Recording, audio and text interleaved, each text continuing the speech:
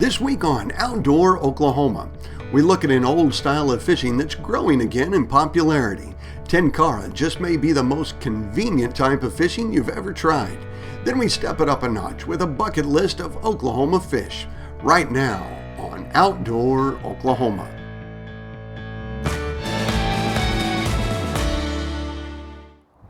Well, hello and welcome to Outdoor Oklahoma. I'm Todd Craighead.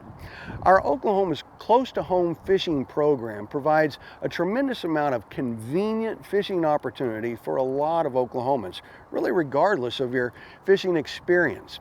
And if you needed even a greater incentive to maybe try one close to you, our fisheries division began stocking them recently with hybrid sunfish. Today we're going to teach you another convenient method or style of fishing called Tenkara.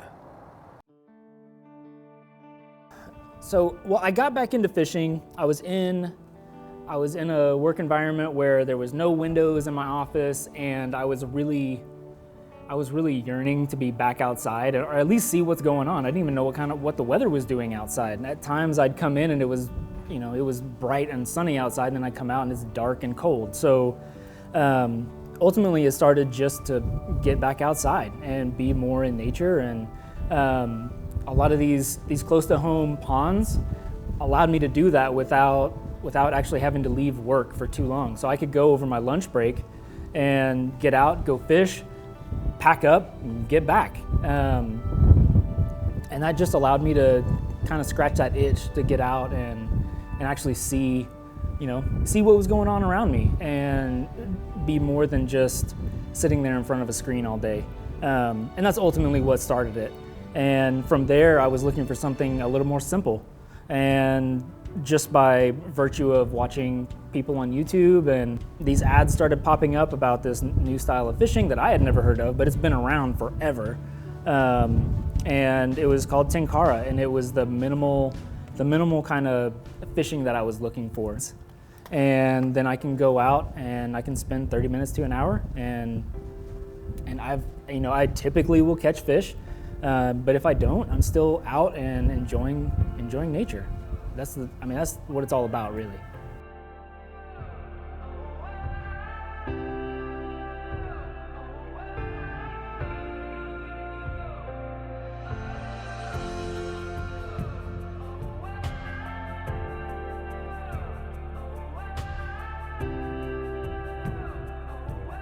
All right, so right now I have a little olive woolly bugger on here, and the water's a little cloudy and a little stained. So what I'm going to switch over to is something a little brighter, and hopefully be able to catch their attention a little bit more.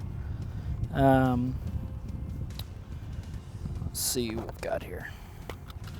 If I was going for more of a traditional fly fish like a trout or something like that, then I could go to a little bit smaller bait. They seem to be more keen on smaller insects, but with more predatory fish like bass and sunfish in general, you need something a little bit bigger, something that more resembles bait fish, or at least that's what I've found that they tend to like more. When you trim your tags, put them away, don't leave them on the ground. That ruins everybody else's day, picking up other people's trash. All right, we're tied it back on and ready to go. All right, so now this is a little bit different than the one we had. Honestly, I don't even know what it's called. I just tied it because it looked like it might catch a fish. And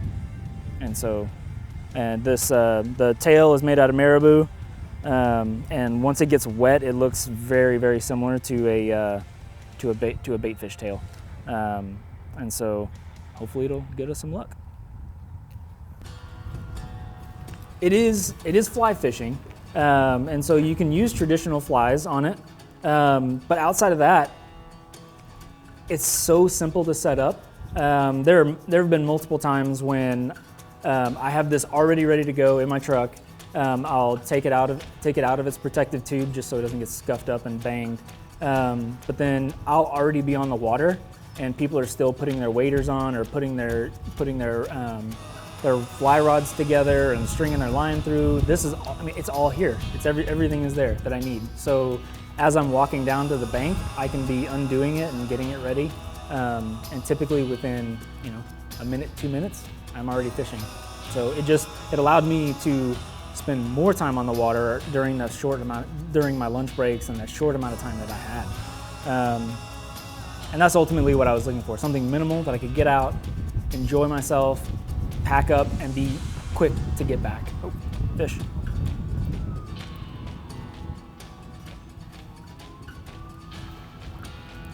It's a big green sunfish. And so at this point, I don't have anything to reel in, so I just have to keep tension on the fish and then slowly bring the rod behind me so I can get him closer. There we go.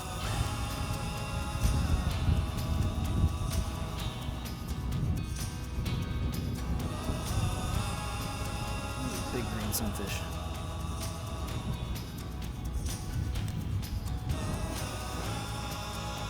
It's probably some sort of a hybrid, but it almost looks like maybe it's a pumpkin seed or something like that, with all the speckledy, and it has a little bit of red on the opercular flap.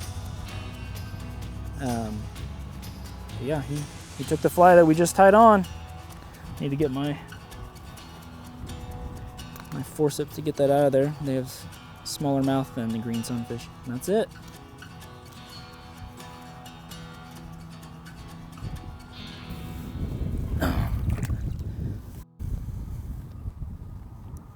I think everybody wants to catch that 10-pound bass, right?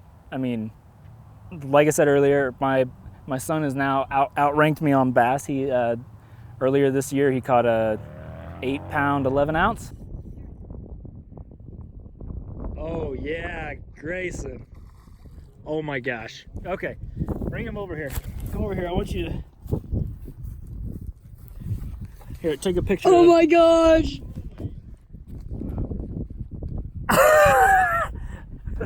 So, once in a lifetime fish, man. I hope he realizes it. But yeah, everybody wants to catch the big fish. But that's the beauty of this style of fishing.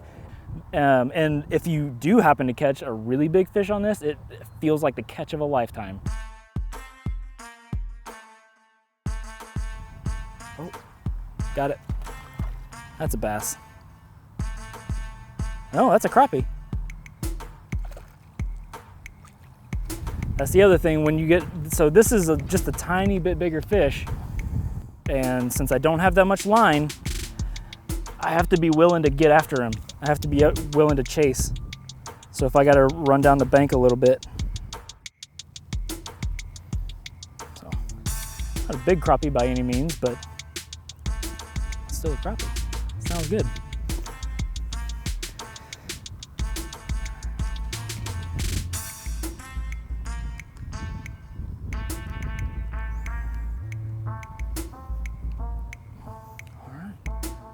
A little guy. Griffin has been, it actually was the first pond that I came to whenever I started getting back into it. And I was fishing the bank just over there and caught a really nice bass. And from there, I mean, that was the first time out that I went during a lunch, and I was instantly hooked after that. I guess pun intended. I don't know, from there I knew that there were fish in here, and I knew that I could come out at these places that had been stocked, and I could come out and catch fish.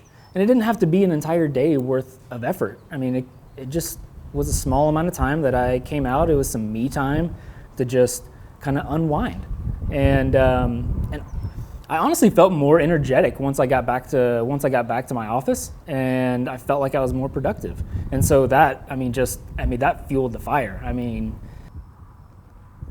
All right, so we're slowly scaling up. The next one's the big one, right? So, let's see. So there's a bass literally just right there in that clump of green. You can see him. I don't know if I can get him to go, but we'll try.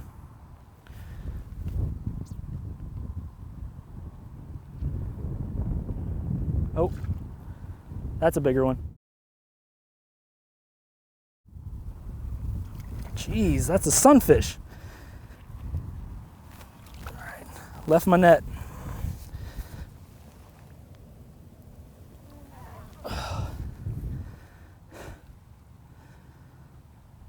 You can see how quick that can be. I was just out of nowhere, but he really took off. So you got to be willing to kind of chase with him.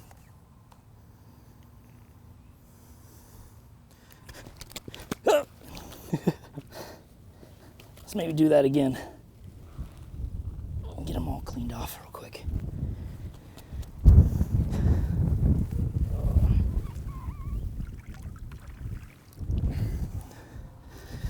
A little better fish handling skills this time. Ow.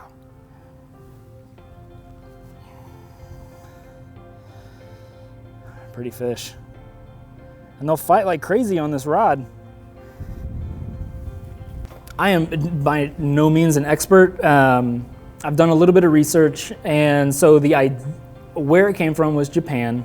The idea behind it was that, and the traditional method was to use bamboo rods that could be broken down and kind of slip fit together, similar to like a spinning rod or a fly rod, how they just kind of join together. And then from there, now, we have carbon rods that are telescoping. So this rod, which is I think 21 inches long at this point, telescopes out the end to be about 12 to 13 feet long. And it weighs, next to nothing. It's super easy, packable. So if you're hiking, these are amazing for hiking because you can just throw it in your bag. Like I said, throw your pack of flies, some tippet, and your little pliers, and you're set for your entire hike. It's super simple, and that was the biggest thing. That was the biggest draw for me, is the simplicity of it all. The whole point is to get out and catch fish, not to grind all day long to try and catch one, 2-pound bass. Get out there, start catching fish, and have a good day.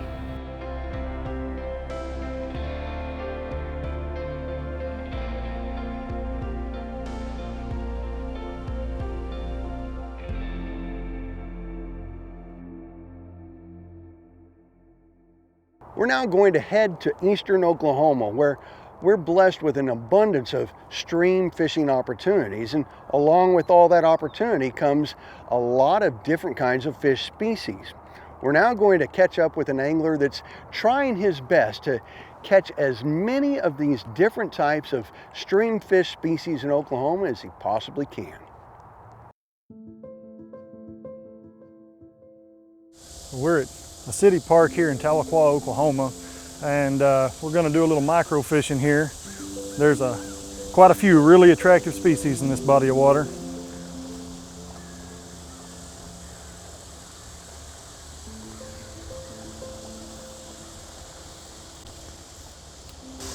This is a Tenkara rod that I'm using, and I've just got right now a 14 dry fly hook with a little small piece of worm. Some people do use flies, but some of the stuff that I fish for is just hard to get on artificials.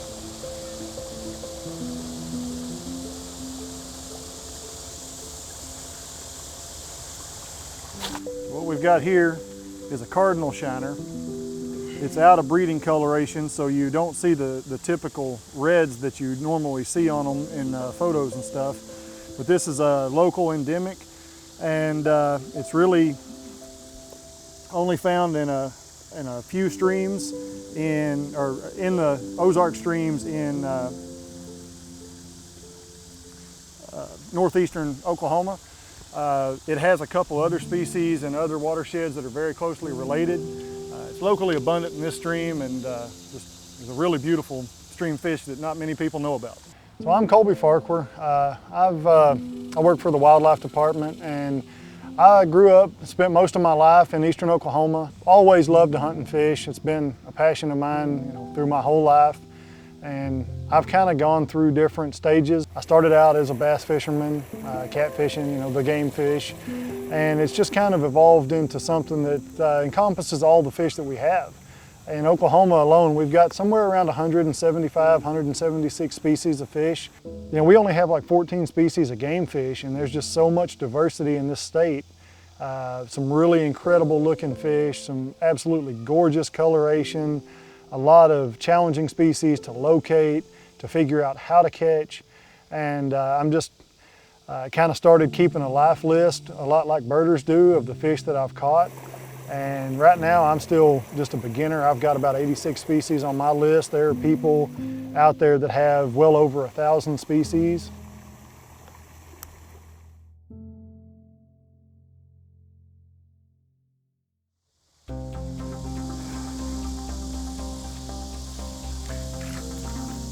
All right, so what I've got here, this is a juvenile bluegill. They're a pretty ubiquitous species.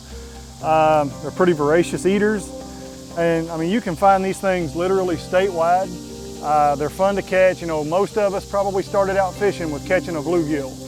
And you know, they're very willing biters, and they're just a lot of fun. You know, they're really attractive looking fish.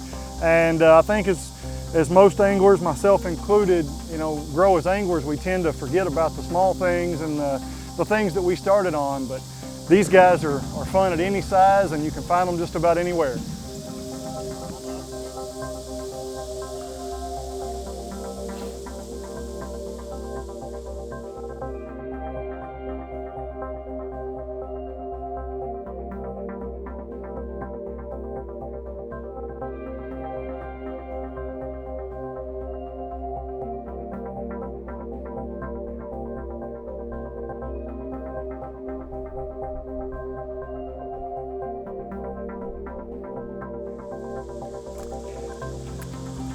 So something that's important with these smaller fish, they can be very delicate, so you always want to make sure your hands are wet. Try to handle them very gently. What we have here is a creek chub. You can see he's still got some really nice color on his fins. In these small Ozark streams, and really throughout a lot of the kind of northeastern US, these are kind of the top predator in these small streams. There he goes. So you can make this hobby as simple or as complicated as you want to. When I first started out, it was a stick that I picked up off the ground and a little bit of fishing line and a hook. And as time's progressed, I've gotten a few other things that make life easier. But to start out, if you want to try to ID what you're catching, you really need to have a field guide. If I had to choose just one field guide, it would probably be this Peterson's. It covers the fish across the entire US. It's relatively inexpensive, easy to find, and will get you there. It really will. It's a pretty good book. But as you progress, or you're looking for more specific sample data to help locate a species or something, you might start looking for the state-specific field guides. These sometimes are a little harder to find, a little more expensive, because they're usually done by a university press, not a big publisher. Some species, the only way to tell them apart are via scale counts or something like that. Without having these things, you really don't know what you've got. You got to take really good pictures in the field. And that's where this little photo box, it's actually like a Q-tip box or something. But you put the fish in it, full of water, and that way you can get pictures where the fish's fins are flared out. You can count fin rays, stuff like that. Having a net, I just made this thing out of a mesh bag and a forked limb, just something simple to kind of keep the fish wet. These are small creatures. They're generally pretty delicate, so always try to keep them wet, try to handle them gently.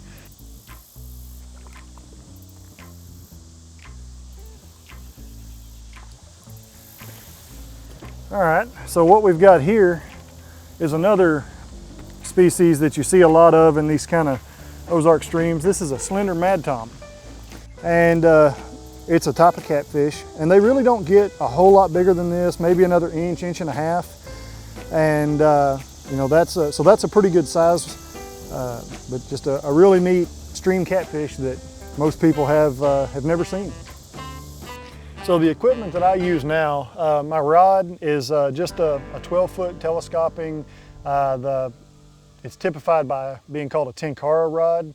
I find this really handy because a lot of species are a little bit skittish, so I can reach on out there a little ways. But if I'm fishing for something up close, I can slide the telescoping sections in and can fish practically right under my feet.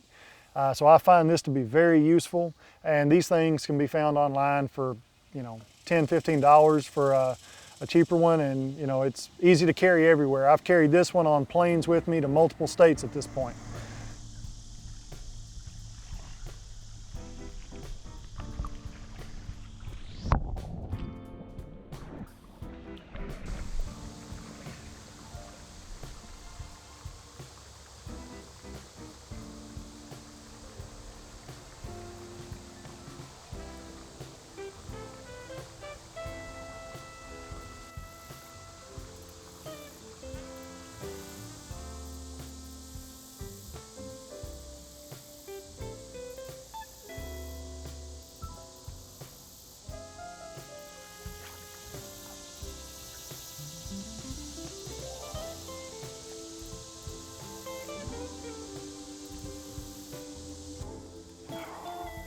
All right.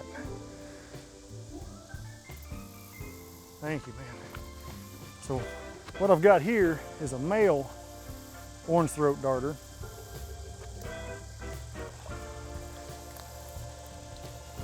And as you'll be able to see, they're just incredibly colorful, even this time of year when he's out of breeding season.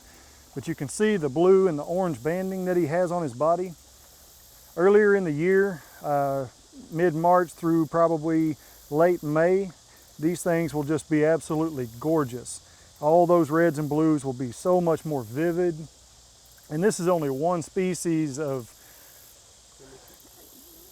quite a few. I mean, the darter species are some of our most diverse in the state, and they're all just incredibly unique, and most are very, very colorful. So if you're wanting to fish for darters or really any really small fish species with a small mouth, the best thing that I've found, and I can't take credit for finding them, they're from Japan, and they're owner brand Tanago hooks, and they're designed for catching really tiny fish. These things are so incredibly tiny that it's really hard to bait them. But that's about the most reliable way to catch the darters and stuff.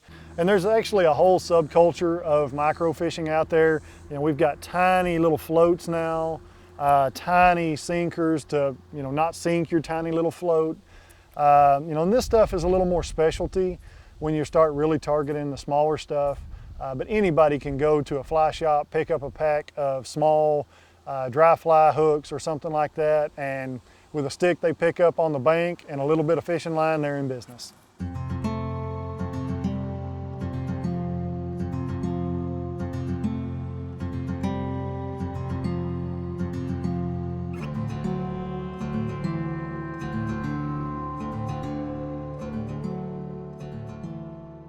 We're very lucky to have some extremely pristine waters left in this state, and I'm very lucky in eastern Oklahoma to have access to things like the Illinois River here, or many of the streams around here, Barren Fork Creek, Spavinaw Creek. We've got some really nice quality streams, and when I'm out in these areas, a lot of times I may feel like I'm the only person around, and then I'll stumble up on Walmart sacks and clothing and everything, beer cans, and it just really breaks my heart to see the littering that takes place in some of these areas. If we can just pick up a little bit of trash and not throw some out, we'll keep these areas beautiful and pristine for years to come, for our children, for our grandchildren, because ultimately that's what this is all about.